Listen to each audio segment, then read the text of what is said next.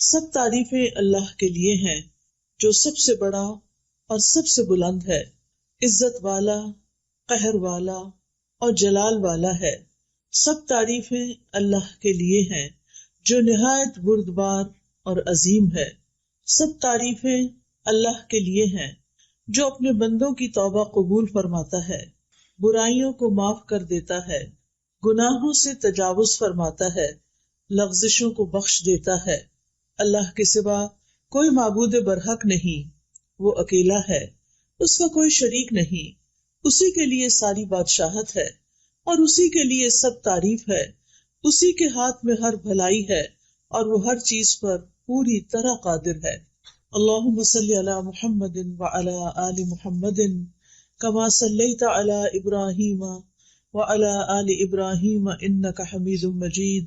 اللہم بارک علی محمد وعلی آل محمد کما بارکت علی ابراہیم وعلی آل ابراہیم انک حمید مجید۔ قرآن مجید میں اللہ تعالیٰ کا ارشاد ہے، لا یکلف اللہ نفسا الا وسعها لها ما کسبت وعلیہا ما اکتسبت ربنا لا تؤاخذنا ان نسینا او اخطأنا ربنا ولا تحمل علینا اصرا كما حملته على الذين من قبلنا ربنا ولا تحملنا ما لا طاقة لنا به واعف عنا واغفر لنا وارحمنا انت مولانا فانصرنا على القوم الكافرين۔ اللہ کسی نفس کو اس کی وسعت سے بڑھ کر تکلیف نہیں دیتا، یعنی جس پر کوئی بھی تکلیف آتی ہے وہ اتنی ہی آتی ہے جتنی وہ برداشت کر سکتا ہے۔ جو اس نے نیکی کمائی یعنی کسی انسان نے، وہ اسی کے لیے، یعنی اگر ہم اچھا کریں گے تو اس کا فائدہ کس کو ملے گا؟ کسی اور کو، کرنے والے کو۔ اور جو اس نے برائی کمائی، برا کیا، وہ اسی کے ذمے ہے۔ اچھا کریں گے تو اپنے فائدے کے لیے، برا کریں گے تو اپنے ہی سر لیں گے۔ اے ہمارے رب، اگر ہم بھول جائیں یا ہم خطا کر بیٹھے تو ہماری پکڑ نہ کرنا۔ کتنی خوبصورت دعا ہے، کیونکہ ہم انسان ہیں نا، ہم بھول جاتے ہیں، ہم سے غلطیاں ہو جاتی ہیں، پھر ہم غلطی کر کے کس کے پاس جائیں؟ اللہ ہی کے پاس، کیونکہ اللہ تعالیٰ ہی معاف کرنے والا ہے۔ تو یا رب، غلطی ہو جائے تو ہمیں پکڑنا نہیں۔ اے ہمارے رب، ہم پر ایسا بوجھ نہ ڈالنا جیسا تو نے ہم سے پہلے لوگوں پر ڈالا تھا۔ اے ہمارے رب، اور تو ہم سے وہ بوجھ نہ اٹھوا جسے اٹھانے کی ہم میں طاقت نہیں، اور ہم سے درگزر فرما اور ہمیں بخش دے اور ہم پر رحم فرما، تو ہی ہمارا مولا ہے، بس کافر قوم کے مقابلے میں ہماری مدد فرما۔ یہاں پر اللہ سبحانہ وتعالیٰ نے اپنے قانون سزا اور جزا کے بارے میں کچھ قاعدے اور اصول بتا دیے ہیں۔ پہلی بات تو یہ کہ اللہ تعالیٰ بندوں پر ان کی طاقت سے بڑھ کے بوجھ نہیں ڈالتا۔ دوسرا یہ کہ انسان کو وہی ملے گا جو اس نے کمایا ہوگا، خود کیا ہوگا، محنت کی ہوگی۔ ہاں یہ ضرور ہے کہ اگر کسی نے ایک نیک کام کی بنیاد رکھ دی اور اس کے اثرات اس کی موت کے بعد بھی جاری رہے تو وہ نیکی اس کے نامہ اعمال میں جمع ہوتی رہے گی۔ اسی طرح اگر کسی نے کوئی برا کام شروع کیا، برا ٹرینڈ سیٹ کیا اور وہ مر گیا تو اس کے بعد بھی لوگ جتنے اس برائی میں ملوث ہوں گے اس کا گناہ بھی اس کے ساتھ جائے گا۔ جیسے آج کل سوشل میڈیا کا دور ہے نا، تو کچھ لوگ اپنا فیس بک اکاؤنٹ بنا لیتے ہیں اور اس پر بہت فضول قسم کی چیزیں پوسٹ کرتے رہتے ہیں، اور پاسورڈ انہوں نے بہت چھپا کے رکھا ہوتا ہے۔ پچھلے دنوں میں کسی لڑکے کے بارے میں پڑھ رہی تھی کہ اس نے اسی قسم کی کچھ چیزیں کی ہوئی تھی کہ اچانک اس کی ڈیتھ ہو گئی۔ اب وہ خود فوت ہو چکا ہے، لیکن وہ فحش فلمیں اور ویڈیوز اور چیزیں اس کی فیس بک پر موجود ہیں، اور لوگ اس برائی کو دیکھے چلے جا رہے ہیں۔ تو اب آپ دیکھیے کہ وہ اور نو مور دنیا میں نہیں، کچھ اور پوسٹ نہیں کر رہا، لیکن وہ جو کر چکا ہے، جس کو اس نے بند نہیں کیا تھا، جس پر اس نے توبہ نہیں کی تھی، وہ اس کے اکاؤنٹ میں، اس کے نامہ اعمال کے اکاؤنٹ میں ایڈ ہوتا چلا جا رہا ہے۔ تو اس لیے انسان جو بھی کام دنیا میں کرے سوچ سمجھ کر کرے کہ میرے مرنے کے بعد مجھے کن الفاظ میں یاد کیا جائے گا، ایک اچھے تعمیری کردار کے انسان کے طور پر یا ایک برے انسان کے طور پر۔ کیونکہ مرنے کے بعد انسان کے لیے جو گواہیاں ہوتی ہیں لوگوں کی، مثلا اگر آپ کا اخلاق اچھا ہے، آپ لوگوں کو فائدہ پہنچانے والے ہیں، لوگوں کے کام آنے والے ہیں، تو جس دن آپ دنیا سے جائیں گے اس دن لوگ آپ کے بارے میں کیا کہیں گے؟ کیا کہیں گے بتائیے؟ بہت اچھا انسان تھا، بہت اچھا تھا. کوئی ادھر سے آئے گا اس نے یہ فائدہ مجھے پہنچایا، کوئی ادھر سے آئے گا وہ روئے گا، وہ کہے گا وہ میرے لیے تو بہت کچھ کرتا تھا، مجھے تو بہت اچھے مشورے دیتا تھا، مجھے تو اس نے فلاں فلاں موقع پہ ہیلپ کی. یعنی لوگ اس کی اچھائیاں یاد کریں گے.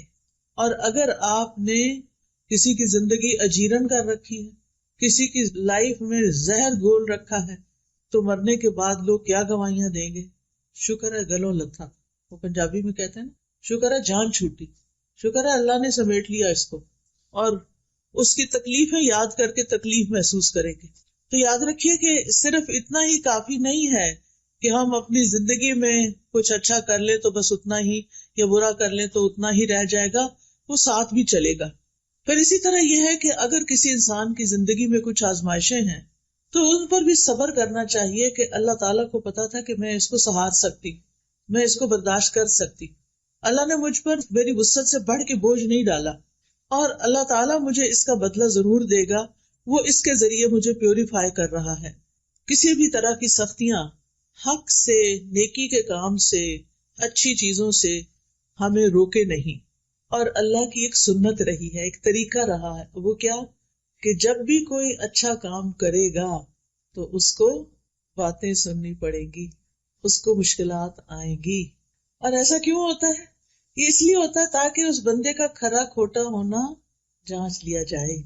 کیونکہ جو شخص سچا ہوگا، جو سچے دل سے اللہ کی طرف آیا ہوگا، وہ لوگوں کی باتوں سے پیچھے نہیں ہٹے گا. کیونکہ وہ لوگوں کی وجہ سے تو نہیں آیا نا کہ لوگ اچھا کہیں گے تو میں اچھا بنوں گا، لوگ اچھا نہیں کہیں گے تو میں پیچھے ہٹ جاؤں گا.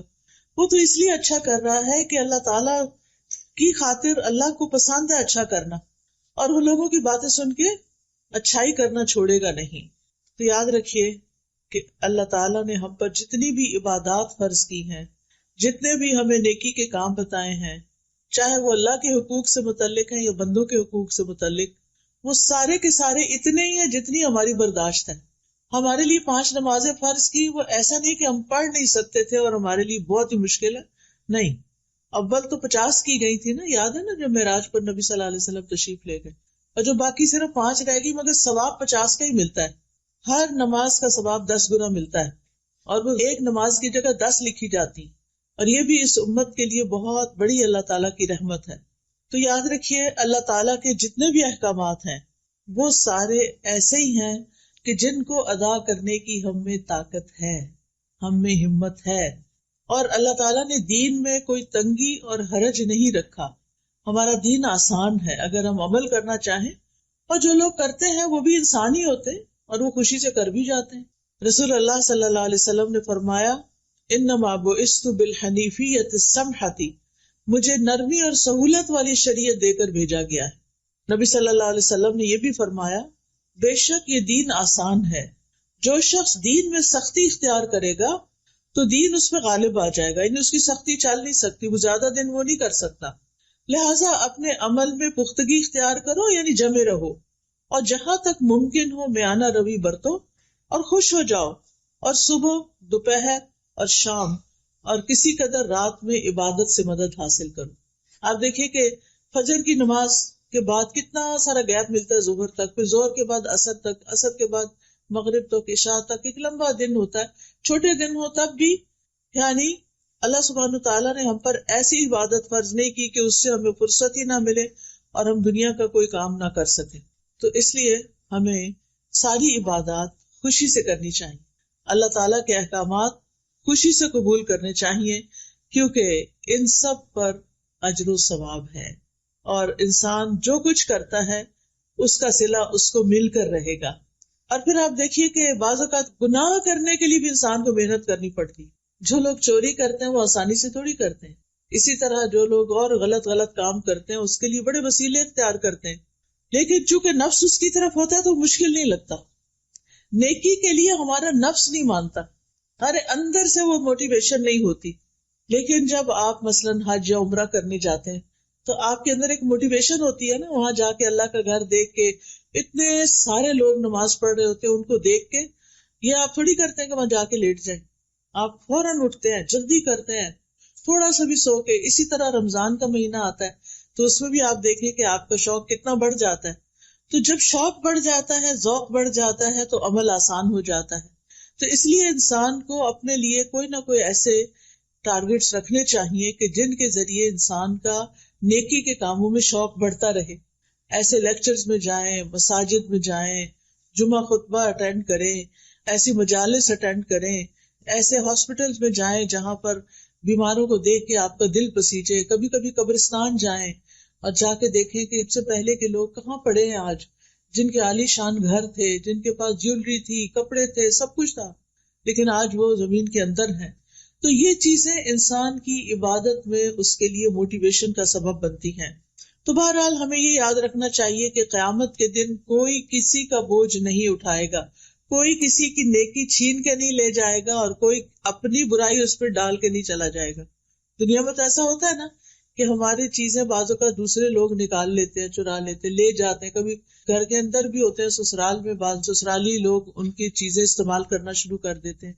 اسی طرح بعض اوقات یہ ہے کہ لوگ اپنے گھر کا کوڑا آپ کے دروازے پہ پھینک دیتے ہیں. یہاں تو خیر نہیں ایسی چیزیں ہوتی، لیکن جہاں ہوتی ہیں سو ہوتی ہیں.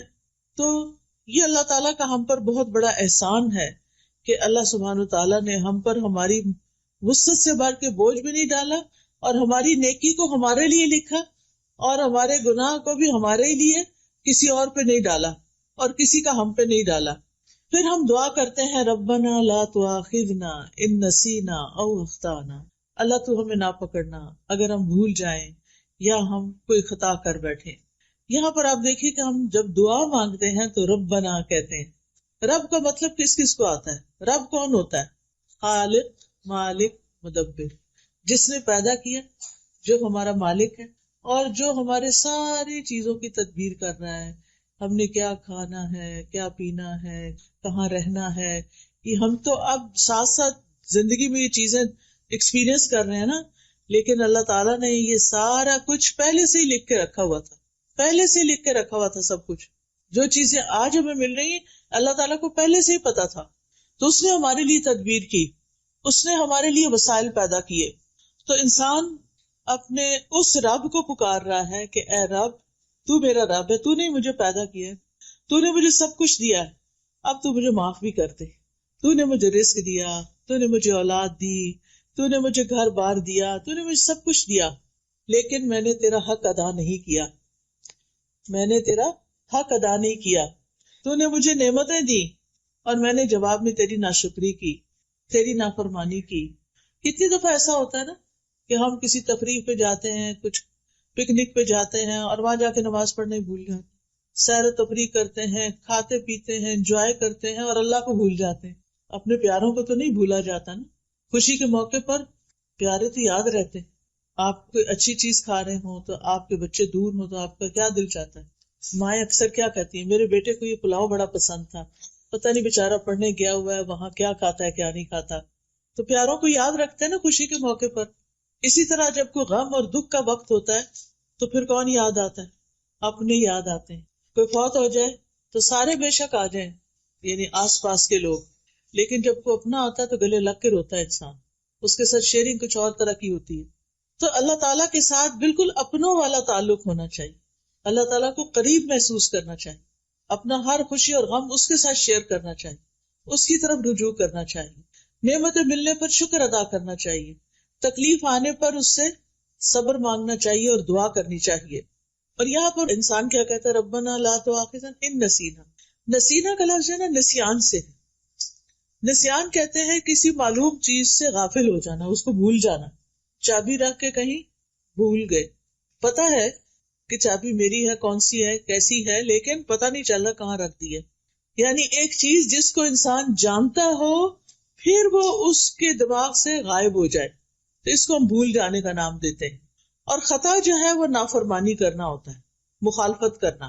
ارادہ نہ بھی ہو تو انسان اس کے اپوزٹ کر جاتا ہے جو اللہ تعالیٰ نے اس کو کرنے کے لیے کہا ہوتا ہے. اسی طرح کسی حکم سے جاہل ہونا، پتہ ہی نہیں کہ وہ کیا کرنا ہے. کیا ہم میں سے ہر ایک کو پورے دین کا پتہ ہے؟ ہم سب کچھ تو نہیں جانتے نا، لیکن ہماری زندگی میں ایسی سچویشنز آتی ہیں کہ ہمیں کرنا کچھ اور چاہیے، ہم کچھ اور کر بیٹھتے ہیں، ہے نا ایسا؟ تو یہ بھی خطا ہوتی ہے. کبھی آپ ڈرائیونگ کرتے ہوئے راستہ بھولے اور آگے جا کے آپ نے کہا یہ تو میرا روز کا راستہ، پتہ نہیں مجھے ہو کیا گیا، میں نے ایگزٹ مس کر دیا. ہوتا ہے نا، جان بوجھ کے کیا ہوتا ہے نہیں. کیوں؟ باتوں میں لگ جاتے ہیں. جب ڈرائیور باتوں میں لگ جاتا ہے تو اکثر رستہ بھول جاتا ہے. یعنی وہ اپنے مقصد سے غافل ہوا، ایک لمحے کے لیے غافل ہوا اور میلوں دور جا پڑا. یہ انسانوں کے ساتھ ہمارا معاملہ ہے، یعنی دنیا میں رہتے ہوئے. تو دین کے معاملے میں بھی ہمارا کچھ ایسا ہی رویہ ہوتا ہے. ہم لوگوں کی باتوں میں آ جاتے ہیں اور اللہ کا حکم بھول جاتے ہیں. ہم کوئی اچھا کام کرنے جا رہے ہوتے ہیں کہ لوگ کہتے ہیں لو یہ تم فلاں کام کرنے، کہیں چیریٹی میں دے رہے ہوتے ہیں نا، تو کہتے تو ان کو دینے کی نہیں ضرورت، ان کے پاس بہت فنڈز ہیں. ٹھیک ہے. مسجد جا رہے ہوتے ہیں تو کہتے کیا ضرورت ہے مسجد جانے کی، عورتوں کی نماز گھر میں ہونی چاہیے. ٹھیک ہے. اس ملک میں تو پھر کہیں بھی اسلام کا نام نہیں ہے. اگر عورت اور بچے مسجد نہیں جائیں گے تو اسلامی ماحول کہاں سے ملے گا؟ تو بہر میرا کہنے کا مطلب یہ ہے کہ انسان جب جانتے بوجھتے ہوئے بھول کا شکار ہو جاتا ہے تو اس سے غلطی ہو جاتی ہے. اب غلطی ہو گئی، چاہے بھول کے ہوئی چاہے غفلت سے ہوئی، غلطی تو غلطی ہے نا. اب جب آپ نے ایسا کر لیا تو اس کے بعد کوئی ریگریٹس ہوتے ہیں کیا؟ ایگزٹ مس کرنے پر کوئی ریگریٹ ہوتا ہے؟ دل چاہتا ہے گھر ہی نہ جاؤ، آپ ادھر ہی بیٹھ جاؤ.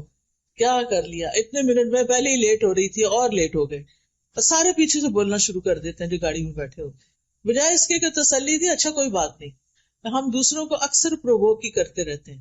خاص طور پہ میں خواتین سے کہوں گی کہ بچوں کی تربیت میں بڑے صبر و تحمل سے کام لیں. آپ گھر میں ایک سینٹرل رول پلے کرتے ہیں. آپ کے اوپر آپ کے ہسبینڈ ہیں، ہسبینڈ کے اوپر ان کا باس ہے، آپ کے نیچے آپ کے بچے ہیں اور بچوں کے بھی لیولز ہیں. ایک بچہ، پھر اس سے چھوٹا بیٹا ہے، پھر بیٹے سے چھوٹی بیٹی ہے، بیٹی سے چھوٹا پھر بیٹا ہے. آپ کہاں کھڑے ہیں؟ بیچ میں کھڑے ہیں نا. اگر آپ اسٹرانگ ہوں گے، آپ کے ریئیکشنز اچھے ہوں گے تو گھر کا ماحول بڑا خوبصورت ہوگا. اب ہوتا کیا ہے، باس نے کیا کیا، میاں کو، آپ کے ہسبینڈ کو کچھ کہہ دیا، اس کو چڑھ گیا غصہ. کیا وہ باس کے آگے بول سکتا ہے؟ نہیں، کیونکہ نوکری چلی جائے گی. اگر بولا تو وہاں تو نہیں بولنا. اب وہ ادھر تو چپ رہا. جب گھر آیا اور کھانا کھانے لگا اور کھانے میں تھوڑا سا نمک تیز تھا، کیا ہوگا؟ غصہ کس پہ نکلے گا؟ بیوی پہ.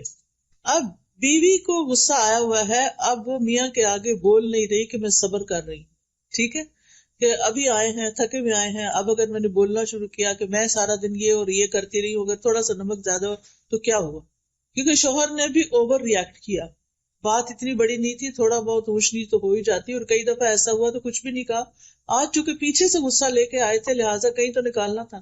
یاد رکھیے، یعنی ہماری ہیومن نیچر یہ ہے کہ ہم جب غصہ کرتے ہیں تو وہ اندر بھر کے رکھتے ہیں، اس کو ختم نہیں کرتے، اسے جانے نہیں دیتے، ریلیز نہیں کرتے. اب کھانے کی میز پہ ماں بھی بیٹھ گئی، بچے بھی بیٹھ گئے. اچھا، بچوں کی عادت یہ ہوتی ہے کہ کھانا کھاتے ہوئے وہ کیا کرتے ہیں، کبھی ہاتھ پاؤں ہلاتے ہیں، کبھی ٹانگیں ہلاتے ہیں، کبھی ایسے بیس پہ لیٹ جاتے ہیں، کبھی کچھ کرتے ہیں. اچھا، ماں نے پانی کا گلاس بھر کے رکھا ہوا تھا سائڈ پر، تو بچے نے ایسے ہی کھیل کھیل میں ہاتھ مارا، وہ نیچے جا گرا. اب کیا ہوگا؟ اب ماں کا جو غصہ بھرا ہوا تھا وہ کس پہ نکلے گا؟ بچے پہ. اور تھوڑا سا نکلے گا یا زیادہ نکلے گا؟ ٹھیک ٹھاک نکلے گا. اچھا، اب بچہ وہاں سے اٹھ کے چلا جائے گا، جا کے صوفے پہ بیٹھ کے اپنا موبائل نکالے گا اور کچھ کھیل کھیلنے لگے گا. اتنے میں جو چھوٹی بہن تھی وہ کسی چیز سے کھیل رہی تھی، وہ لگا آ کے اس بچے کو. اب وہ بچہ کیا کرے گا؟ اب بچہ غصہ اتارے گا، دونوں کی فائٹنگ شروع ہو گئی. اچھا، اب وہ جو چھوٹی تھی جس کو پڑی بھائی سے، اب اس کے دل میں غصہ ہے ابھی بھی، وہ جا کے اپنا بھالو اٹھاتی ہے اور اس کو پٹک پٹک کے مارتی ہے اس کو. یہ ہوتا ہے گھروں میں، ٹھیک ہے نا. لیکن اگر ہم جو بیچ میں ہے نا، بیچ میں ماں، آپ کہیں گے ساری باتیں ماں کو سناتی ہیں، سب کچھ ماں ہی کرے، میں ہی سب پسوں، میرے اوپر ہی سارا کام ہے، میں ہی سارا برداشت کروں، میں ہی نہیں. اللہ نے آپ کو یہ مقام دیا ہے، اللہ نے آپ کو ممتا دی ہے، محبت دی ہے. آپ شوہر یا ساس کی باتوں سے غصے میں آ کے اپنے بچوں کی تربیت خراب نہ کریں.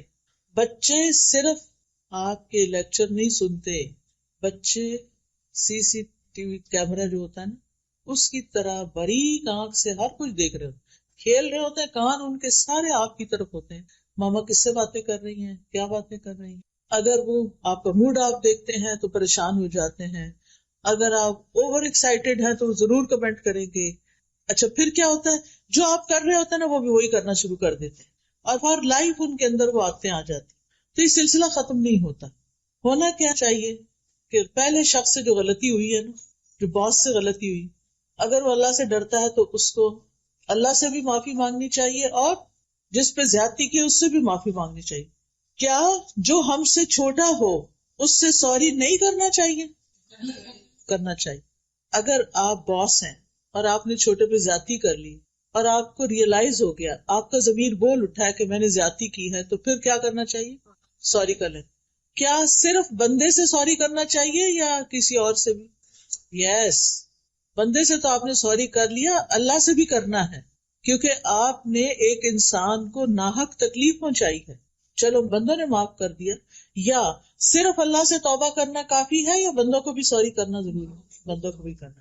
اگر پہلا شخص جس نے زیادتی کی تھی وہ سوری کر لیتا، بات ختم ہو جاتی، لیکن اس نے سوری نہیں کی. آپ کو پتا نا، قابیل نے حابیل کو قتل کر دیا تھا. اب ہوتا کیا ہے، اب تک دنیا میں قتل کا جو سلسلہ چل رہا ہے اس کے گناہ کا ایک حصہ قابیل تک جاتا ہے. قیامت کے دن اس کا گناہ کتنا بڑا ہوگا، پہاڑوں جتنا، اس سے بھی بڑا، اور وہ بھی قتل کا گناہ. تو جو ایک غلط کام کر لیتا ہے اس کو توبہ کرنے میں، استغفار کرنے میں دیر نہیں کرنی چاہیے. اچھا چلے اس باس نے تو سوری نہیں کی، لیکن آپ کے ہسبینڈ نے جو آپ کے ساتھ زیادتی کی، چلے آئے تھے، غصہ تھا، کھانا شروع کیا، غصہ نکالا، پھر تھوڑی دیر میں نارمل ہو جانا چاہیے تھا، تاکہ بچے جو ہیں وہ ٹیبل پر بیٹھ کر پریشان نہ ہو. کیونکہ پریشانی کے عالم میں جو کھانا کھایا جاتا ہے نا وہ لگتا نہیں، پھر وہ صحیح طرح ڈائجسٹ ہی نہیں ہوتا. بچے سہمے بیٹھے ہیں ٹیبل پر. جو بڑے بچے ہوتے ہیں نا وہ بہت محسوس کرتے ہیں، جو چھوٹے ہوتے ہیں نا وہ تھوڑی دیر میں پھر بھول جاتے ہیں. اب اگر شوہر نے کچھ کہہ ہی دیا تھا غصے میں، تو بحیثیت بیوی اتنا تو سمجھ لینا چاہیے نا کہ میرا شوہر جو ہے اس کا باس اچھا نہیں ہے، اور وہ اس کی وجہ سے فرسٹریٹ ہوتا ہے اور پھر میری شامت آتی ہے، چلو کوئی بات نہیں. اگر وہی آگے سے ہنس کے، یعنی ہنسنا شروع کر دیتی، شوہر غصہ کر رہا، اب وہ تھوڑا سا ہنس دیتی، چلے آئندہ نہیں ہوگا چھوڑیں اس کو، یا کوئی بھی بات کر دیتی، تو شوہر بھی شاید نارمل ہو جاتا اور بات نہ بڑھتی. اس نے بھی شوہر کی تنقید کو بہت سیریس لے لیا اور چیخنا چلانا شروع کر دیا. بچوں نے وہ تماشا دیکھا، تھوڑی دیر میں بچے نے تماشا کیا، اس پہ اور اس پہ اور اس پہ اور. یعنی آپ سوچئے وہ پہلی غلطی کتنی غلطیوں میں کنورٹ ہوئی. تو اگر ہم ابتدا کرنے والے ہوں تو پھر ہم ہی کو توبہ کر لینی چاہیے، ہم ہی کو ہی ودرا کر لینا چاہیے. اور صبر اسی کا نام ہے. صبر کس چیز کا نام ہے کہ اگر کسی نے کچھ کہہ دیا نا تو کہا کرے او جانے، کوئی بات نہیں، جسٹ اگنور. اپنے آپ کو کہا کرے اگنور کر دو، چھوڑو پرے، اس بیگیج کو اٹھانے کی کیا ضرورت ہے، جانے دو، انسان ہے نا، بس ہو گیا. کوئی اچھی چیز یاد کر لے اس کی. جن انسانوں کے ساتھ آپ کی روزمرہ ڈیلنگ ہوتی ہے، آپ کو چاہیے کہ آپ ان کی خوبیاں ٹپس پر یاد رکھیں کہ ان کے اندر یہ اور یہ اور یہ خوبی ہے، تاکہ جس وقت وہ کوئی خرابی کرے تو آپ کیا کریں، فوراً گردان پڑھ لیں، ان کے اندر یہ اور یہ اور یہ خوبیاں ہیں. خاص طور پر ہسبینڈ کی خوبیوں کا ضرور پتا ہونا چاہیے کہ وہ ہمارے لیے کہاں کہاں کتنے معاون ہیں، مددگار ہیں، سپورٹر ہیں، ان سے ہمیں کیا کیا فائدے ملتے ہیں. آپ سوچئے کہ اگر میری شادی ان سے نہ ہوتی تو میں کہاں ہوتی، پاکستان کے ایک گاؤں میں. یہ بہت سی خواتین کی یہ کہانی، وہ کہاں سے اٹھ کر شادی کی وجہ سے کہاں آ پہنچی. آپ سوچا کریں کہ اگر میری ان سے شادی نہ ہوتی تو یہ میرے بچے کہاں سے آتے، جن کو میں بہت ہی پیار کرتی. کیونکہ بعض اوقات ہم کہتے ہیں نا اس شخص سے ہمیں کچھ نہیں کبھی ملا، اللہ نے اس کے ذریعے آپ کو بچے دیے ہیں، اس پر آپ شکر ادا کریں. تو اس کے علاوہ بھی کوئی اس نے آپ کو کہیں ویکیشن پہ لے کر گیا ہوگا، کوئی شاپنگ کرائی ہوگی، گھوڑے پہ لے کر گیا ہوگا، کچھ تو کیا ہی ہوگا نا. آخر ہر انسان کے اندر، ٹھیک ہے کچھ لوگوں کی اچھائیاں زیادہ ہوتی ہیں تو وہ اوپر آ جاتی ہیں اور برائیاں دب جاتی ہیں، کچھ لوگوں کی بری عادتیں اتنی زیادہ ہوتی ہیں کہ ان کی اچھائیاں بھی، جو بڑی بڑی اچھائیاں ہوتی ہیں وہ بھی دب جاتی ہیں. تو نتیجہ کیا ہوتا ہے کہ ہم پھر ساری زندگی جل جل کے کڑ کڑ کے گزارتے ہیں. ہمارا شیطان ہمارے ساتھ جو لگا ہوا ہے نا ہر وقت، وہ کیا کرتا ہے، جب کسی سے کوئی ذرا سی ہمیں تکلیف پہنچتی ہے نا، اس کی 10 اور تکلیفیں یاد کرا دیتا ہے. اس نے وہاں بھی یہ کیا تھا، فلاں موقع پہ بھی کیا تھا، پچھلے اگلے زخم سارے تازے ہو جاتے ہیں. پھر تو آپ نے الٹ کرنا ہے اس کا. دیکھیں اگر آپ کے ہاتھ یا بازو کا کوئی حصہ جل جاتا ہے تو آپ کیا کرتے ہیں، مزید آگ میں دیتے ہیں اس کو، کیا کرتے ہیں، برف لگاتے ہیں. اچھا اور کیا لگاتے ہیں، آئس لگا کے، اور بھی تو کچھ لگاتے ہوں گے. کون سی میڈیسن لگاتے ہیں آپ، وہ کہتے ہیں ٹوتھ پیسٹ لگاتے ہیں، کچھ لوگ ہنی لگاتے ہیں. میں اس لیے یاد دہانی کرا رہی ہوں کہ عورتوں کو کچن میں اکثر واسطہ پڑتا رہتا ہے. اس وقت ایسی جلن ہوتی ہے کہ بھول جاتا کیا لگانا ہے. ہنی سب سے اچھی ہے، یاد رکھیے ہنی کچن میں ضرور ہونی چاہیے. کچھ چھوٹی موٹی بھی بھاپ شاپ پڑے، تھوڑی دیر بہت کاٹتی ہے، لیکن پھر آپ کا چھالا نہیں بنے گا. یاد رکھیے گا اس میرے نسخے کو، ٹوٹکے کو. انشاءاللہ آپ کو پہلے سے ہی پتا لیکن بھولے ہوئے، جواب نہیں دیا آپ نے. اچھا جناب، تو میرا کہنے کا مطلب یہ ہے کہ جب کوئی ہمارے ساتھ برا کرے تو اس کی اچھائیاں فوراً یاد کر لیں. ہنی لگا لیں، ہنی بھی میٹھی ہوتی ہے نا، اس کی مٹھاس یاد کر لیں. ٹھیک ہے، تو جلن کم ہو جائے گی. تھوڑی دیر اور زیادہ ہوگی لیکن پھر کم ہو جائے گی. چھالے نہیں پڑیں گے، پھر زخم نہیں بنے گے، پھر نشان نہیں پڑیں گے جلنے کے. تیز ہونا، جلن زیادہ ہو جائے تو نشان بھی پڑ جاتے ہیں نا، وہ جاتے نہیں. تو ہم نے ایسے ہی جل جل کے نشان اپنے اندر بڑے پکے کیے ہوئے. تو یاد رکھیے کہ غلطی، بھول چوک ہم سب کی زندگی میں ہے. نبی صلی اللہ علیہ وسلم نے فرمایا، بے شک اللہ نے میری امت سے غلطی، بھول اور جس چیز پر لوگوں کو مجبور کر دیا جائے اس سے درگزر فرمایا. تو اللہ تعالیٰ معاف کرنے والے، ہمیں بھی لوگوں کو معاف کر دینا چاہیے. مثلاً روزے کی حالت میں اگر آپ نے بھول کر کچھ کھا لیا تو کیا ہوا، روزہ ٹوٹ گیا؟ نہیں، روزہ نہیں ٹوٹا. یہ نہیں کہ اور کھانے بیٹھ سے کہ اب تو روزہ ٹوٹ گیا، اب تو چلو تھوڑا سا اور کھا لو. ایسا نہیں کرنا، بلکہ اندر بھی نہیں لے جانا، یاد آ گیا تو باہر نکال دیں. ٹھیک ہے، لیکن ایک بات یاد رکھیے، ارادتاً کیے ہوئے گناہوں پہ پکڑ ہوتی ہے جو جان بوجھ کے انسان کرتا ہے. قرآن مجید میں آتا ہے، وَلَيْسَ عَلَيْكُمْ جُنَاحٌ فِي مَا أَخْطَأْتُمْ بِهِ وَلَكِنْ مَا تَعَمَّدَتْ قُلُوبُكُمْ، اور تم پر اس میں کوئی گناہ نہیں جس میں تم نے خطا کی، اور لیکن جو تمہارے دلوں نے ارادے سے کیا اس پر پکڑ. جس چیز کا پتہ چل جائے یہ غلط ہے تو پھر کیا کرے، چھوڑ دے. چھوڑنے کی پوری کوشش کرے. نہ چھٹ رہی ہو وہ برائی، اللہ سے خوب دعائیں شروع کر دیں، اللہ میں اپنی اس بری عادت سے بہت تنگ ہوں، میں یہ غلط کام نہیں کرنا چاہتی لیکن I can't help myself، بار بار میں اس میں جا پھسلتی ہوں، گر جاتی ہوں. مثلاً اگر آپ کو سیل فون پر کوئی بری چیز دیکھنے کی عادت پڑ گئی ہے، آپ کا وقت بھی ضائع ہوتا ہے، آپ کی نگاہیں بھی خراب ہوتی ہیں، تو آپ اس سے چھٹکارا چاہتے ہیں، پھر اللہ کی مدد لیں، استغفار کریں، توبہ کریں اور اس ایپ کو ڈیلیٹ کر دیں. ٹھیک ہے، اور اس کے قریب نہ جائیں. لا تقربوا الزنا، آنکھوں کا بھی زنا ہوتا ہے نا، جب انسان فحش چیزیں دیکھتا ہے. قرآن مجید میں آتا ہے ولا تقربوا الزنا، زنا کے پاس بھی نہیں جانا. تو بہرحال ہم سے غلطیاں ہوتی ہیں، اللہ کے حق میں بھی ہوتی ہیں اور بندوں کے حق میں بھی ہوتی ہیں، اور پھر وہ غلطیاں بوجھ بن جاتی ہیں ہمارے اوپر. تو ہمیں دعا کرنی چاہیے، ربنا ولا تحمل علینا اصرا کما حملته علی الذین من قبلنا، اللہ ہم پہ وہ بوجھ نہ ڈال جو ہم سے پہلے لوگوں پہ ڈالے.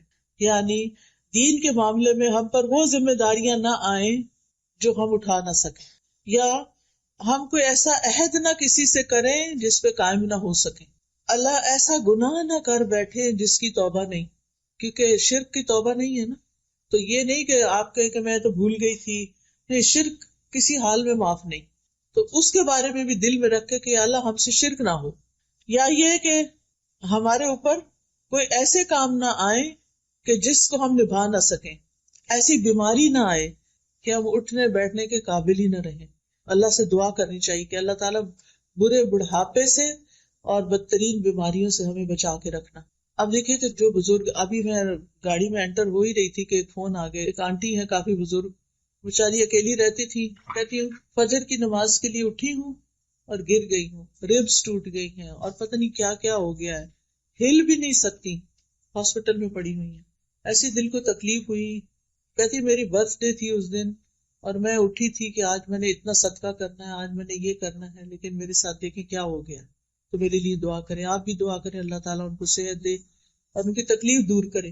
اب آپ سوچیں کہ جس شخص کی ربز ٹوٹ جائے اس کے لیے تو سانس لینا بھی دوبھر، تو اللہ ہمیں کسی ایسی تکلیف میں نہ ڈالنا، ایسی مشکل میں نہ ڈالنا کہ ہم دوسروں پہ بوجھ بن جائیں۔ ربنا ولا تحملنا ما لا طاقت لنا به، اللہ ہم سے وہ بوجھ نہ اٹھوا جس کے اٹھانے کی ہمیں طاقت ہی نہیں، یعنی ایسے کاموں کی ذمہ داری ہم پہ نہ آئے جو ہم نبھا نہ سکیں۔ بعض اوقات ایسا ہوتا ہے کہ انسان کی زندگی میں ایسے حادثات ہو جاتے ہیں کہ انسان کو مجبوراً وہ ذمہ داریاں لینی پڑ جاتی ہیں۔ میری خالہ اللہ تعالیٰ ان پر اپنی رحمت نازل کرے، ان کے اپنے 11 بچے تھے۔ جو سب سے بڑا بچہ تھا اس کی کار ایکسیڈنٹ میں ڈیتھ ہو گئی، اس کی اور اس کی بیوی دونوں کی۔ 4 بچے چھوٹے چھوٹے پیچھے تھے، وہ بچ گئے۔ اب آپ خود سوچیں کہ جس خاتون نے اپنے اتنے بچے پالے اور 4 یتیم بچوں کو پالنے کی ذمہ داری ان پہ آ گئی، اور ایج ایسی تھی کہ جوان نہیں تھی اب، لیکن بڑی اچھی طرح انہوں نے وہ ذمہ داری نبھائی۔ لیکن ان کو دیکھ دیکھ کے رحم آتا تھا کہ کیسی آزمائش میں آ پڑی۔ ایک تو یہ ہے کہ اللہ تعالیٰ کو پتا ہوتا کہ کون کیا بوجھ اٹھا سکتا ہے، لیکن پھر بھی ہم کمزور ہیں، کیونکہ پھر ہمارے منہ سے کوئی باتیں نکل جاتی ہیں کہ اللہ میرے ساتھ ایسا کیوں۔ یہ کبھی نہ جملہ بولیں، اللہ کو زیادہ پتا ہے کہ کسی کے ساتھ کیا ہونا چاہیے اور کیا نہیں ہونا چاہیے۔ تو شرعی احکامات میں بھی اور تقدیر کے حالات میں بھی اللہ سے آسانی مانگنی چاہیے کہ اللہ تعالیٰ ہماری تقدیر میں کوئی ایسی چیز نہ ہو جس سے ہماری زندگی دوبر ہو جائے، اور ہمیں ایسی مشقت میں نہ ڈالنا جو ہم اٹھا نہ سکیں۔ واعف عنا واغفر لنا وارحمنا، کتنی خوبصورت دعا ہے۔ اللہ ہم سے درگزر فرما، جو فرائض ادا کرنے میں ہم سے کوئی کوتاہی ہوئی ہے یا اللہ تو اس کو معاف کر دے، ہمیں بخش دے، ہم سے درگزر کر اور ہم پر مہربانی کر۔ ہم رحم کے قابل ہیں، ہم کمزور انسان ہیں۔ تو گناہ گار انسان 3 چیزوں کا محتاج ہوتا ہے کہ جو معاملہ اللہ اور بندے کے درمیان ہے اللہ اسے درگزر کرے، اور دوسرا یہ کہ اللہ بندوں سے اس کے گناہ کو پردے میں رکھے۔ واغفر لنا، استغفار کا مطلب ہوتا ہے ڈھانک دینا۔ بعض اوقات ہم کوئی ایسا گناہ کر بیٹھتے ہیں جس کا صرف اللہ کو پتا ہوتا ہے، اور پھر ہم ڈرتے ہیں کہ کئی لوگوں کو پتا نہ چل جائے۔ خاص طور پر جو ٹین ایج ہوتی ہے نا، اس میں انسان سے کوئی ایسی غلطیاں ہو جاتی ہیں بعض اوقات کہ جس پر ساری زندگی وہ پچھتاتا ہے۔ مثلاً بچوں کو نشے کی عادت کب پڑتی، کس ایج؟ ٹین ایج، جو پڑھائی کا سٹریس آتا ہے، جو بہت سے سٹریس آتے ہیں۔ پھر اسی طرح پڑھائی میں سیریس ہونے کی بجائے ایسے ریلیشن شپ میں گرفتار ہو جاتے ہیں کہ I love you and I miss you, سارا دن اسی میں گزار دیتے ہیں۔ اب جب نکلتے ہیں نا ٹین ایج سے باہر، 20s میں آتے ہیں اور حقائق سامنے آتے ہیں کہ پڑھا نہیں تب ہوگا کیا، اور نشے میں پڑ گئے تو اب کیا ہوگا، تو پھر اس وقت انسان سخت پریشان ہو۔ یہ دعا اپنے بچوں کو بھی سکھا دیں، چھوٹے چھوٹے بچوں کو بھی۔ تو گناہگار انسان 3 چیزوں کا محتاج ہوتا ہے کہ اللہ میرے سے جو گناہ ہو گیا جو اس کا صرف تجھے پتا ہے تو اس کو معاف کر دے، بندوں سے میرے گناہ کو ڈھانپ دے، اور تیسرا یہ کہ آئندہ کے لیے مجھ پہ رحم کر اور مجھے دوبارہ اس گناہ کے قریب نہ جانے دے، مجھے بچا لے۔ اور پھر آپ دیکھیے کہ کبھی انسان کے گناہ دل میں ہوتے ہیں، بدگمانیوں وغیرہ کی شکل میں، کبھی زبان میں ہوتے ہیں، کبھی جسم سے کر رہا ہوتا ہے۔ تو جو چیز دل میں ہے یا اللہ اس کا تجھے پتا ہے، تو اس کو معاف کر دے۔ جو ہم نے کر لیا جس سے منع کیا گیا اس کو تو ڈھانپ دے، اور آئندہ کے لیے ہمیں بچا کے رکھ۔ اور پہلے بخشش مانگی، گناہوں کو ڈھانپنا مانگا، اور پھر رحم مانگا، کیونکہ پہلے وہ خانہ خالی ہو نا، صاف ہو، تو پھر رحمت آئے گی، توبہ معافی ہو جائے گی تو پھر ہی اللہ کی رحمت آئے گی نا۔ اگر ہم نے توبہ معافی کی نہیں، مانگی نہیں، تو پھر باقی کیا ہوگا؟ انت مولانا، تو ہی ہمارا مولا ہے، تو ہمارا مالک ہے، تو ہمارا مددگار ہے۔ فانصرنا علی القوم الکافرین، تو ہمیں کافر قوم کے مقابلے میں مدد دے۔ اور یہ اللہ تعالیٰ ہی ایمان والوں کا حقیقی مولا ہے۔ تو یہ اللہ تعالیٰ کی بہت بڑی رحمت ہے کہ اللہ نے ہمیں یہ دعا کرنا سکھائی ہے۔ وہ ہمیں جانتا ہے نا، ہماری ضروریات کو بھی جانتا ہے، اس نے ہمیں مانگنا سکھا دیا۔ پھر اس سے بھی پتہ چلتا ہے کہ مانگنے کی چیزوں میں 3 اہم چیزیں ہیں مانگنے کی: عفو و درگزر، بخشش اور رحمت۔ پھر یہ کہ رب کے وسیلے سے مانگنا چاہیے، اس سے تکلیف دور ہوتی ہے، ربنا کہہ کے، ربی کہہ کے۔ اور پھر یہ کہ مومن بندوں کے لیے اللہ کی خاص رحمت ہوتی ہے۔ تو پیاری بہنوں، ہم سب انسان خطا کار ہیں۔ حدیث میں آتا ہے ہر انسان خطا کار ہے، اور بہترین خطا کار وہ ہیں جو توبہ کرتے ہیں۔ تو ہم سب کو توبہ استغفار کی ضرورت ہے۔ مومن سے بھی گناہ ہو جاتا ہے، متقی انسان سے بھی ہو جاتا ہے، پارسا، محسن، اعلیٰ درجے کے نیک انسان سے بھی غلطی ہو جاتی. کوئی انسان غلطی سے پاک نہیں. پیغمبر معصوم ہوتے ہیں، ہم معصوم نہیں، ہم سے غلطیاں ہوتی ہیں. نبی صلی اللہ علیہ وسلم نے فرمایا ہر مومن سے کوئی نہ کوئی ایسا گناہ ہو جاتا ہے جس کو وہ اکثر کر لیتا ہے، یا کوئی ایسا گناہ ہوتا ہے جس پر وہ قائم رہتا ہے، چھوڑ نہیں پاتا، اور اس کو چھوڑ نہیں سکتا حتیٰ کہ دنیا سے چلا جاتا ہے. کچھ عادتیں بن جاتی ہیں. بعض اوقات میں اتنی حیران ہوتی ہوں کہ ہم اتنی زیادہ زبان کی حفاظت کے بارے میں باتیں پڑھتے ہیں، لیکن جب میں لوگوں کا عملی رویہ دیکھتی ہوں تو وہ کوئی حفاظت نہیں کر رہے ہوتے. جو فضول بات، ہر بات میں کچھ نہ کچھ بولنا، خاموشی کی تو عادت ہی نہیں نا. تو میں سوچتی ہوں انہوں نے کبھی لیکچر کوئی سنا بھی ہے کہ نہیں. یعنی وہ اپنی بری عادتوں سے باز نہیں آتے، دوسروں کو تکلیف دینے سے باز ہی نہیں آتے. ان کی سرشت میں پڑا ہوا ہوتا ہے چبھتی ہوئی باتیں کرنا. ہم اگر تانے شانے نہ دیں تو ہمارا گزارا نہیں. کیا فرق پڑتا ہے؟ ضروری تو نہیں کہ ہر وقت دوسروں کو نصیحت کرتے رہیں. کوئی ضروری ہے؟ ایک شخص مسجد نبوی میں پیشاب کر رہا تھا، صحابہ دوڑے کہ اس کو مارے، اس کو روکے. آپ نے کہا تم رک جاؤ، اب وہ کر رہا ہے نا کرنے دو، کیونکہ اگر وہ سال میں دوڑ پڑتا تو ایک جگہ کر رہا تو ساری مسجد خراب ہوتی. تو بعض اوقات اتنی سی بات ہوتی ہے چھوٹی سی، اور ہماری بد اخلاقی اس برائی کو بہت بڑا بنا دیتی ہے اور اس کے اثرات دور دور تک چلے جاتے ہیں. تھوڑا سا ٹنگ کو کنٹرول کر لیں. ہر چیز میں کمنٹ نہیں دیا کریں، ہر چیز میں اظہار خیال نہ کیا کریں، ہر چیز میں اپنی رائے دینے نہ بیٹھ جایا کریں. آپ اپنے آپ کو کیا سمجھتے ہیں؟ مجھے تو کبھی یہ سمجھ نہیں آتا کہ ہم کیا سمجھتے ہیں کہ ہم کون ہیں. ہم عالم ہیں، ہم مفتی ہیں، ہم مربی، ہم کون ہیں؟ ہم تو ایک عام انسان ہیں. ہمیں حق نہیں پہنچتا کہ ہم ہر وقت ٹوکا ٹوکی کرتے رہیں. کئی بزرگوں نے گھر میں لوگوں کی زندگی حرام کی ہوئی ہوتی ہے معذرت کے ساتھ. ان کے اپنے بچے ان کو چھوڑ کے بھاگنے کے لیے تیار ہوتے ہیں کہ کس دن ہماری کہیں اور جاب ہو اور ہم موو آؤٹ کریں. تو یہ سب کچھ کیا ہے؟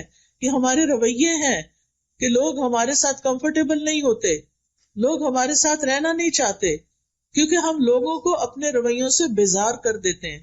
تو حدیث میں آتا ہے من سمت نجا، جو خاموش رہا، چپ رہا، اس نے نجات پائی. بعض اوقات کوئی دنیا کے کسی حصے کی طرف کی بات کر رہا ہوتا ہے، فلاں ملک میں یہ ہو گیا، اب ہم نے کوئی کمنٹ کرنا ہوتا ہے. انہوں نے کیا ہوگا نا کچھ خرابی، آ گیا نا ان پہ عذاب. بھائی کس نے آپ کو بتایا؟ آپ نے اللہ کا فیصلہ جان لیا کہ اللہ نے ان کو اس امتحان میں کیوں ڈالا. تو ہر بات بے بات پر نہ بولا کریں، خاموش رہنا بھی سیکھیں. اور بزرگوں کو خاص طور پہ میں کہوں گی، میں نہیں کہتی کہ بچوں کو کھلی چھوٹ ہے جو مرضی چاہیں. بچوں کے اندر بھی آپ دیکھیں بچے بدتمیزی سے بات کرتے ہیں، ہم ہنستے ہیں. آج کل کے بچے بڑے ہوشیار ہیں، آج کل کے بچے بڑے اسمارٹ ہیں، آج کل کے بچے بڑے کانفیڈنٹ ہیں. ایسے ایسے تعریفی جملے بول کے ان کی بدتمیزیوں کو ہم نے ملٹی پلائی کر دیا. تو بچوں کو بھی شے نہ دیں، جو غلط بات ہے اس کو چپ رہے، بالکل نہ ہنسیں، بالکل خاموش رہیں. صرف اپنی خاموشی سے بتائیں کہ مجھے یہ بات پسند نہیں آئی جو تم نے اپنی دادی کو کہی ہے یا تم نے اپنی نانی کو کہی ہے. کیونکہ بعض اوقات وہ ان کو بدتمیزی سے کہہ رہے ہوتے ہیں، نانی آپ تو یہ کہہ رہی تھی، اب آپ یہ خود کر رہی ہیں. تو اس طرح کی چیزیں جو ہیں ان کو شے نہیں دینی چاہیے. تو بہرحال کچھ عادتیں بڑی مشکل سے جاتی، اس کے لیے اللہ تعالیٰ سے دعا کرنی چاہیے. نبی صلی اللہ علیہ وسلم نے فرمایا مومن کو اس حال میں پیدا کیا گیا ہے کہ وہ فتنوں میں گرنے والا، توبہ کرنے والا اور بھولنے والا ہوتا ہے. یعنی باتوں کو بھلا دیتا ہے جو غلط قسم کے لوگوں کے رویے ہوتے ہیں. جب اسے نصیحت کی جاتی ہے تو وہ واعظ اور نصیحت قبول کرتا ہے، یعنی مان جاتا ہے بات کو، ریزسٹ نہیں کرتا. پھر یہ یاد رکھیے کہ غلط کام، غلط باتیں، زبان کی غلطیاں یہ جہنم میں لے جانے کا سبب بنتی ہیں. گناہ ذلت کا سبب بنتے ہیں. صغیرہ گناہ بھی، چھوٹے چھوٹے گناہ بھی بندے کو ہلاک کر دیتے ہیں. گناہوں کا ایک بوجھ ہوتا ہے جو قیامت کے دن لوگ اپنی پیٹھ پہ اٹھائے ہوئے ہوں گے. اس لیے ہمیشہ گناہوں سے معافی مانگتے رہنا چاہیے، کیونکہ جو گناہ کرنے کے بعد توبہ کرے گا اللہ تعالیٰ اس کو بخش دے گا، کیونکہ اللہ تعالیٰ غفور الرحیم ہے، بڑا بخشنے والا ہے. وہ دن اور رات توبہ قبول کرتا ہے. انبیاء بھی استغفار کرتے تھے. یہ بتائیے کہ نبی صلی اللہ علیہ وسلم دن میں کتنی بار استغفار کرتے تھے؟ 70 سے 100 بار. ٹھیک ہے، کیا ہم بھی کچھ دفعہ استغفار کرتے ہیں؟ ہم میں سے ہر بہن کو کم از کم 100 دفعہ یہ تسبیح ضرور پڑھنی چاہیے، استغفر اللہ و اتوب الیہ، استغفر اللہ و اتوب الیہ. ایک تسبیح لازماً ہر روز کیا کریں. کیوں؟ اس لیے کہ اگر نبی صلی اللہ علیہ وسلم جو معصوم تھے وہ 100 دفعہ استغفار کرتے تھے تو ہمیں نہیں کرنی چاہیے. ابراہیم علیہ السلام نے کیا دعا کی تھی؟ والذی اطمع ان یغفر لی خطیئتی یوم الدین، وہ ذات جس سے میں توقع رکھتا ہوں کہ قیامت کے دن وہ میری خطائیں معاف کر دے گا. موسیٰ علیہ السلام نے کیا کہا تھا؟ کسی یاد ہے موسیٰ علیہ السلام کی توبہ کی دعا جب ان سے وہ ایک شخص قتل ہو گیا تھا غلطی سے؟ رب انی ظلمت نفسی فاغفر لی فغفر له انہ هو الغفور الرحیم. یونس علیہ السلام نے کون سی دعا کی تھی؟ شابش. داؤد علیہ السلام نے رب اوزعنی ان اشکر نعمتک التي، اور پھر وظن داؤد انما فتناہ فاستغفر ربہ، استغفار کیا تھا انہوں نے. نوح علیہ السلام نے اپنی قوم سے کہا تھا کہ لوگوں استغفار کرو، اللہ بڑا معاف کرنے والا ہے، آسمان سے وہ بارشیں برسائے گا، تمہیں مال اور بیٹے دے گا اور تمہارے لیے نہریں جاری کر دے گا. یہ استغفار کے فائدے ہیں. معافی مانگنے سے یہ کچھ ملتا ہے. آپ کی زندگی میں کسی بھی چیز کی کمی ہے نا، کوئی بھی آپ کا پرابلم ہے، آپ استغفار شروع کر دیں، اللہ تعالیٰ اس مسئلے کو حل کر دیں گے. گناہوں سے توبہ کریں. تمام لوگوں کو استغفار کا حکم ہے، اور ایمان والوں کی تو خاص صفت ہے وَبِالْأَسْحَارِ هُمْ يَسْتَغْفِرُونَ، کہ وہ سحری کے وقت استغفار کرتے ہیں. اور جو اللہ سے معافی کی امید رکھتا ہے اللہ تعالیٰ اس کو معاف کر دیتا ہے. اور بخشش مانگنے والے کے لیے اللہ کا وعدہ ہے کہ جب تک بندہ معافی مانگتا رہے گا اللہ تعالیٰ بھی اس کو معاف کرتا رہے گا. ہر بار گناہ کرنے پر سچی توبہ کرتے رہنا چاہیے، شرمندگی سے معافی مانگتے جانا چاہیے، اور جو استغفار کرے گا اللہ تعالیٰ اس کی بخشش فرما دے گا. حدیث میں آتا ہے رسول اللہ صلی اللہ علیہ وسلم نے فرمایا ہمارا رب تبارک و تعالی ہر رات کو اس وقت آسمانی دنیا پہ آتا ہے جب رات کا آخری تہائی حصہ رہ جاتا ہے. وہ کہتا ہے کوئی جو مجھ سے دعا کرے تو میں اس کی دعا قبول کروں، ہے کوئی جو مجھ سے مانگے تو میں اسے عطا کروں، ہے کوئی جو مجھ سے بخشش طلب کرے تو میں اس کو بخش دوں. کتنی بڑی بات ہے. اللہ تعالیٰ خود بلاتے ہیں آؤ بخشش مانگو، میں معاف کر دوں گا. ہماری بعض نعمتوں کے راستے میں ہمارے گناہ رکاوٹ ہوتے ہیں، ان سے معافی مانگ لیں تو وہ نعمتیں واپس آ جاتی ہیں. بڑے سے بڑا گناہ استغفار سے معاف ہو جاتا ہے، اور توبہ انسان کو گناہوں سے پاک کر دیتی ہے. استغفار دلوں کی صفائی کا ذریعہ ہے. گناہ سے دل پہ سیاہ نقطہ لگتا، پھیل جاتا، دل کالے ہو جاتے ہیں. استغفار ان کو چمکا دیتا ہے. استغفار سے برائیاں نیکیوں میں بدل جاتی ہیں، اللہ کی رحمت ملتی ہے، اللہ کی محبت ملتی ہے، کامیابیاں نصیب ہوتی ہیں، اچھا سامان زندگی ملتا ہے، رزق، مال اور اولاد میں اضافہ ہوتا ہے، انسان کو خیر و برکت اور طاقت نصیب ہوتی ہے. کچھ بیماریوں کا علاج بھی استغفار ہے. پھر سینے کی تنگی دور ہوتی ہے، دل کی گھٹن، ڈپریشن، اس کا علاج بھی استغفار ہے. بندے کی حالت بہتر ہونے لگتی ہے. اللہ کا عذاب نہیں آتا جب تک بندہ استغفار کرتا ہے. قیامت کے دن وہ شخص اپنا نامہ اعمال دیکھ کے خوش ہو جائے گا جس میں ڈھیروں ڈھیر استغفار ہوگا. استغفار جنت میں داخلے کا ذریعہ ہے. تو کرنے کے کام کیا ہے؟ کرنا کیا ہے؟ کثرت سے استغفار کرنا ہے. روزانہ کتنی بار؟ 100 بار. نبی صلی اللہ علیہ وسلم تو ایک ایک مجلس میں 100 بار کر لیتے تھے. اگر ہم سارے دن میں بھی 100 بار کر لیں تو بڑی بات ہے. پھر امید رکھ کے بخشش مانگنی ہے. یہ نہیں کہنا ہے پتہ نہیں میرے تو گناہ اتنے زیادہ معاف ہوں گے کہ نہیں، یہ نہیں کہنا.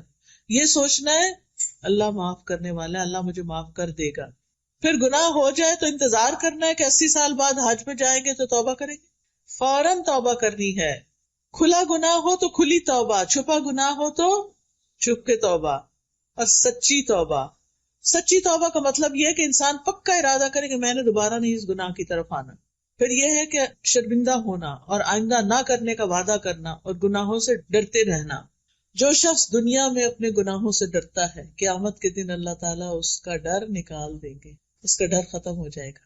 لہٰذا پیاری بہنوں، آج کا میرا میسج آپ کے لیے یہی تھا اور اپنے لیے بھی، کہ اپنی غلطیوں پر معافی بھی مانگنی ہے اور اصلاح بھی کرنی ہے اور اللہ تعالیٰ سے مدد مانگتے رہنا ہے. ٹھیک ہے نا؟ اس کے لیے ایک کارڈ ہے استغفار کے فائدے. یہ دیکھیں، یہ کارڈ ہے انگلش اور اردو ترجمے کے ساتھ ساتھ، دیکھ کے ادھر ہی رکھ دیں. ٹھیک ہے؟ اس میں ہم نے ساری استغفار کی دعائیں لکھی ہوئی ہیں. اگر آپ دن میں ایک دفعہ یا ہر جمعے کو بیٹھ کے آخری گھڑیوں میں دعائیں قبول ہوتی ہیں اس وقت پڑھ لیں، سحری کے وقت پڑھ لیں. یہ آپ میں سے ہر ایک کے پاس ہونا چاہیے. اب مجھے نہیں پتا کہ ہر ایک کو پورا آئے گا کہ نہیں، لیکن ایک کتاب ہے ایاک نستعین ہے آپ کے پاس، اس کے اندر بھی لکھا ہوا ہے استغفار، ٹھیک ہے؟ اس میں حفاظت کی دعائیں بھی ہیں، انگلش کی بھی ہے اور یہ اردو کی بھی ہے۔ اس کے علاوہ ہمیں ہر وقت کنفیوژن رہتی ہے، یہ کام کریں کہ نہ کریں، یہ رشتہ آیا اب کیا کریں، کبھی اس سے مشورہ کرتے کبھی اس سے۔ سب سے پہلے اللہ تعالیٰ سے مشورہ کریں، استخارہ، یہ کارڈ بھی ہر گھر میں ہونا چاہیے۔ پھر بہت سے لوگ بیمار ہیں، دعا کر دیں، کوئی دوسرے تو کریں گے، آپ خود بھی کریں، یہ آیات شفا ہے۔ اچھا، بعض لوگوں کی بیماری ڈائگنوز نہیں ہوتی، ڈاکٹرز کہتے ہیں آپ کو کچھ بھی نہیں، لیکن آپ کہتے ہیں میں ٹھیک نہیں، ایسا ہوا کبھی؟ ہوتا ہے، ہر ایک کے ساتھ ہی تھوڑا بہت ہوتا ہے۔ اس کا علاج یہ کہ بیری کے پتے، پتہ نہیں یہاں تو بیری اگتی ہے کہ نہیں، لیکن اگر نہیں بھی تو آپ پانی کے اوپر یہ آیات پڑھ کے دم کر کے پھر اس میں سے کچھ گھونٹ پی بھی لیں اور کچھ اسپرے بوٹل میں رکھ لیں، اپنے اوپر اسپرے کر لیا کریں اور اس سے اپنے جسم پر بھی بہا لیں، تو انشاءاللہ بہت سی بیماریاں ٹھیک ہو جائیں گی۔ بیری کے پتوں کو ابال کے ایک تسلے میں مٹھی بھر ابال کے جب ان کا رنگ نکل آئے، پھر اس کو ٹھنڈا کر کے اس کے اوپر یہ ساری آیات شفا پڑھ کے اور پھر اس کو مریض کو تھوڑے سے گھونٹ پلائے بھی اور اس کے جسم پر بہائے بھی، پورا نہا کے شیمپو وغیرہ کر کے آخر میں لوٹے میں یا بوٹل میں ڈال کے پھر اپنے سارے جسم پر مل مل مل کے، یہ بہت ہی عمدہ علاج ہے ایسی بیماریوں کا جو ڈائگنوز نہ ہو۔ پھر نماز کے بعد کے مسنون اذکار ہیں، یہ حفاظت کی دعائیں، یہ بھی اردو انگلش میں ہیں۔ آپ دیکھیے کہ پتہ نہیں $2 کی، یہ $3 کی ہیں، لیکن اس سے آپ کے کتنے ہزاروں ڈالر بچ سکتے ہیں اگر اللہ تعالیٰ آپ کو پروٹیکشن دے۔ یہ دعائیں جو ہیں مومن کا ہتھیار ہوتی ہیں، قلعہ ہوتی ہیں۔ پھر اسی طرح تسبیحات کے فائدے انگلش میں ہیں، یہ لا الہ الا اللہ کا کارڈ ہے، آپ کے ساتھ اگر نان مسلم کام کرتے ہیں تو آپ ان کو یہ کارڈ دے سکتے ہیں کسی بھی موقع پر، تاکہ ان کو پتہ چلے کہ اللہ کے سوا کوئی الہ نہیں۔ جو نعمتیں ملی ہیں اگر آپ ان کو باقی رکھنا چاہتے ہیں تو یہ شکر ادا کرنے کا کارڈ ہے، الحمدللہ، ٹھیک؟ الحمدللہ کہنے سے نعمتیں بڑھتی بھی ہیں اور جو ہے محفوظ بھی رہتی ہیں، نقصان سے آپ بچتے ہیں۔ تو آپ کو کیا کرنا ہے، یہ جیسے کوئی شادی ہوتی ہے کسی کی یا کچھ، شادی کے تحفے کے ساتھ آپ یہ کارڈ بھی دے سکتے ہیں۔ اور یہ قرض تو آج کل ہر ایک کے اوپر ہی ہوتا ہے، یہ اس سے نجات کی دعائیں ہیں، اور یہ قرآنی اور مسنون دعائیں ہیں، اذکار ہیں، یہ بھی بہت فائدے کے ہیں، ہر ایک کے پاس ہونی چاہیے، کیونکہ بہت محنت سے یہ سب کچھ تیار کیا گیا اور بہت محنت سے ہم اسے مسیساگا سے اٹھا کر لائے ہیں۔ تو یہ آج ساری ٹیبل خالی ہو جانی چاہیے، ٹھیک ہے نا؟ انشاءاللہ یہ آپ کے لیے صدقہ جاریہ بھی ہوگا، آپ جس کو دیں گے وہ پڑھے گا، اس کی تکلیف حل ہوگی تو آپ کو بھی فائدہ ہوگا انشاءاللہ۔ تو اب ہم دعا کر لیتے ہیں۔ سبحان اللہ والحمد للہ ولا الہ الا اللہ واللہ اکبر ولا حول ولا قوة الا باللہ العلی العظیم۔ اللہم صلی علی محمد وعلی آل محمد کما صلیت علی ابراہیم وعلی آل ابراہیم انک حمید مجید۔ اللہم بارک علی محمد وعلی آل محمد کما بارکت علی ابراہیم وعلی آل ابراہیم انک حمید مجید۔ ربنا آتنا فی الدنیا حسنۃ وفی الآخرۃ حسنۃ وقنا عذاب النار۔ ربنا لا تزغ قلوبنا بعد إذ هديتنا وهب لنا من لدنك رحمة إنك أنت الوهاب۔ ربنا هب لنا من أزواجنا وذرياتنا قرة أعين واجعلنا للمتقين إماما۔ ربنا لا تؤاخذنا إن نسينا أو أخطأنا۔ ربنا ولا تحمل علينا إصرا كما حملته على الذين من قبلنا۔ ربنا ولا تحملنا ما لا طاقة لنا به واعف عنا واغفر لنا وارحمنا أنت مولانا فانصرنا على القوم الكافرين۔ یا اللہ، یا رحمان، یا رحیم، یا کریم، یا ذی الجلال والاکرام، یا اللہ تو ہم سب پر اپنی رحمت نازل فرما، تو ہم سب کو بخش دے، ہمارے گناہوں کو معاف کر دے، ہمارے بوجھ ہم سے دور کر دے، ہماری برائیاں ہم سے دور کر دے، ہمیں اچھا اخلاق عطا فرما، ہمیں ہر طرح کی نیکیوں میں دوڑ لگانے کی توفیق دے اور ساری برائیاں چھوڑنے کی توفیق دے۔ اللہ ہمیں بھی، ہمارے گھر والوں کو، ہمارے بچوں کو ہدایت دے، ان کی نسلوں کو بھی ایمان پر قائم رکھنا۔ یا اللہ جتنی بہنیں آئی ہیں ان کی جو دعائیں ہیں، ان کی جو نیک تمنائیں ہیں، اللہ ان کو پورا فرما۔ یا اللہ تو ہم سب پر اپنی رحمت نازل فرما۔ یا اللہ ہمارے گناہوں کو معاف کر دے، ہماری ساری ضروریات پوری کر دے۔ یا اللہ جن کا ہم پر احسان ہے انہیں بہترین جزا دے، جنہوں نے اس مجلس کا اہتمام کیا ہے اللہ ان کو اس کی بہترین جزائے خیر دے، اور جو بہنیں آئی ہیں ان کو آنے پر یا اللہ بخش دے۔ یا اللہ ہم سب کو نیکی کا امبیسڈر بنا دے اور برائیوں سے بچا لے۔